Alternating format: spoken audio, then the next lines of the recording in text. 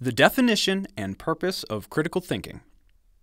What comes to mind when someone says that you need to use critical thinking? Do you focus on the word critical? Do you assume that thinking critically must be negative, requiring you to criticize or be critical of something you've read, heard, or watched? The modules you will complete in this course will help you understand what critical thinking is and how you can do it.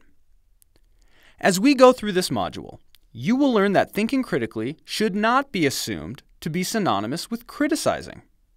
Once you learn to think critically, you might criticize an argument or claim, but your thinking will be thoughtfully reasoned consideration, not reflexive, quick, and unthinking judgment. In the concept of critical thinking, the term critical refers to a way of thinking, an analytical stance you take with regards to assessing claims that you've read, heard, or saw. In this module, we will explain the concept and activity of critical thinking. 1. We will construct a useful, everyday definition of critical thinking and identify what critical thinking is not. And 2. Show you the purpose and value of critical thinking. According to one definition, critical thinking is the careful application of reason in the determination of whether a claim is true. Another definition holds that critical thinking is judicious reasoning about what to believe and therefore what to do. Let's note the important pieces of these definitions. Critical thinking requires 1. Careful, intentional thinking, also known as judiciousness. 2. The use of reason or logic. 3. Judgment about beliefs. And finally, 4. Application to real-world problems and issues. Let's walk through these one by one. Careful and intentional. First, consider the ideas of being careful and judicious. Critical thinking is not a fast or easy process, even if you know how to do it. To do it properly requires you to take your time.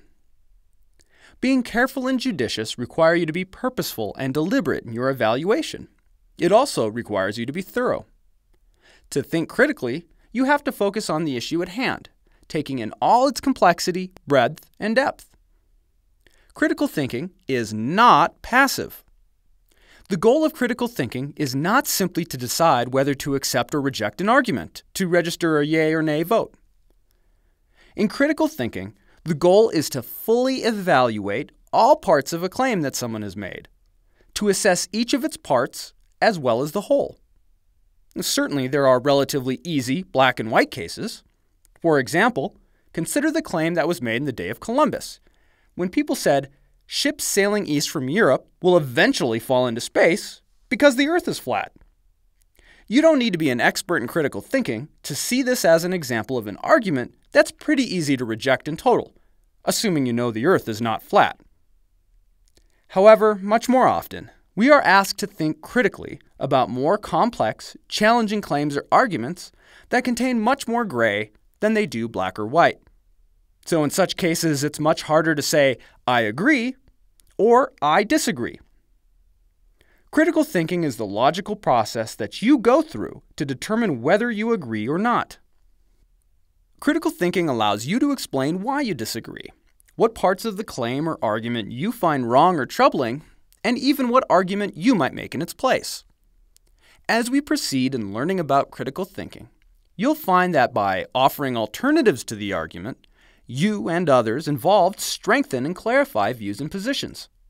Thus, critical thinking can be seen as an exercise in collective problem solving. Throughout these critical thinking modules, you will be asked to take what you learn and apply it in class. That means thinking critically about what you're reading, as well as claims made by your professor and classmates. Sometimes, you will have to critically evaluate claims made by others. Other times, you'll be asked to actively defend your own claims, which will require you to think critically about your own perspectives and positions. Critical thinking is not a process that most people do in their daily activities, but it's important to both your understanding of what other people say and what you think and say to others. At times, you may struggle to use the critical thinking process, and that's okay. Number 2, reason or logic. So, critical thinking is an active process meant to move us, whether it's a class or another community that you belong to, towards greater understanding of difficult economic, social, ethical, and legal problems. In order to do this effectively, critical thinking requires applying reason. Over the next few modules, we will examine more deeply reason. We will develop yardsticks for assessing whether an argument is the product of good, thoughtful reasoning. We will compare reason with other ways of judging or reacting to claims. For example, people often make decisions based on pure emotion, intuition, faith, or common sense. Utilizing reason does not necessarily mean throwing these sensibilities, emotion, intuition, etc., out the window. It's not cold, hard, or unfeeling. But critical thinking requires putting these other ways of thinking and reacting under the microscope of reason. For example, many people decide not to try certain activities because they say, "I'm too scared. I can't go running tonight. I don't have anyone else to run with, and I'm afraid of running by myself at night." Fear, like all emotions, can either be justified or unfounded. When we expose this emotional response to reason, we can determine whether it's justified or not. Are there good reasons to be fearful of running alone at night? Is the area known for crime? Are there wild animals or dogs to worry about? Is it easy to get lost? By asking these kinds of questions, we can probe to see whether our emotion, fear, is the product of a reasonable assessment of the situation. 3 and 4, judgments and application. Finally, let's consider these last two pieces of the definition of critical thinking, determining whether a claim is true and deciding how to act based on that determination. These speak to the purpose of critical thinking. When we engage in critical thinking, our goal is to determine whether the claim before us is true or not, and then to use that assessment to decide what action or actions to take. Ultimately, when we are asked to think critically, we are being asked to take a position regarding the truth or acceptability of something we've read, heard, or watched. While the exercise of critical thinking is not biased toward one outcome or the other, in the end, we are expected to have a reasoned judgment about whether we disagree or agree with a claim or argument. So why do we need to take a position or pass judgment? Let's consider the following scenario.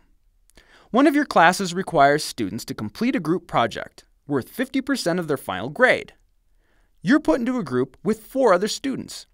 At your first meeting, one of your group members says, "Listen, I've done this whole group project thing before, and it's a real pain in the butt. Nobody really likes working with other people, and we all just end up fighting anyway. It's too hard to split up the parts of the project. No one's ever happy with their part. Last time I had to do one of these things, we decided that each of us would just do the whole project. Then we shared our reports and voted on the best one. That's the one we turned into the professor. We should do the same thing for this class." Is this a good argument? Do you agree with all of the claims he made? Do those claims necessarily lead to his conclusion about how to handle the project? Should you go along with your classmate? Or is there a better way to handle the project? Remember, 50% of your final grade is at stake here. Your classmate has had certain experiences that make him believe that doing group project work separately as individuals is better than dividing up the tasks among the group.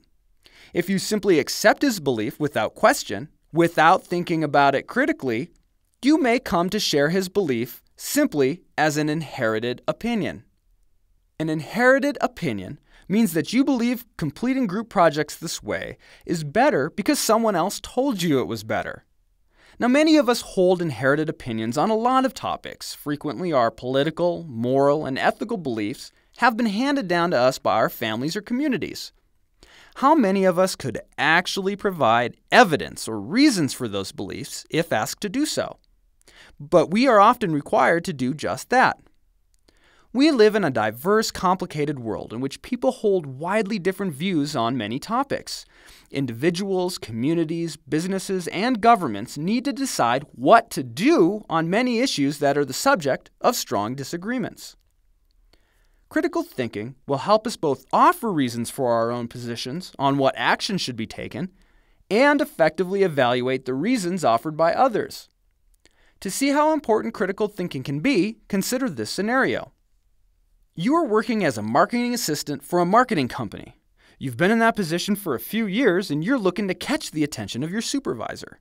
You know there's a marketing manager position opening up soon and you've got your eye on it. You want to distinguish yourself. Fortunately, an opportunity presents itself. Your supervisor asks both you and your coworker, who's also an assistant, what you think the company should focus on for an upcoming ad campaign. Should they invest more resources in traditional marketing venues like print and TV ads, for example, or in innovative online and social media venues? Wanting to seem like you're on top of things and ready to go, you respond quickly with an email. Definitely traditional venues, and here's how we should spend the money in those venues. Your coworker doesn't respond right away, but the next day offers her assessment. We should go with online and social media. I've attached a detailed report showing recent trends in market research with data that demonstrates the increased return on investment of social media marketing campaigns compared with traditional venues. Who do you think will get the attention of the supervisor? The employee who made an unsupported claim about what to do, you, or the employee who offered evidence and reason for her position? Taking the time to assess beliefs and opinions, to think critically about them, gives us insight and understanding that we would not have developed without critical thinking. Insight and understanding leads to justification for taking or not taking certain actions. But it also gives us ownership over our beliefs. As we think critically about our own and others' beliefs, we develop the skills that allow us to know why we believe what we believe. We can offer evidence and reason to defend our beliefs, and that reason giving leads us to actions that fit with our beliefs. Ultimately, we have true freedom of thought and opinion that comes when we know what we believe and why. Throughout the first module, you'll be introduced to concepts and ideas that'll be important in learning how to think critically. Don't worry if you don't completely understand these concepts and ideas from these early episodes. The more important ones will be explained in much more depth in later modules. This module has provided you with a working definition of critical thinking. You should now be able to explain what critical thinking is and how it's different from other types of thought. You should understand the key features of critical thinking and to appreciate its purpose and value.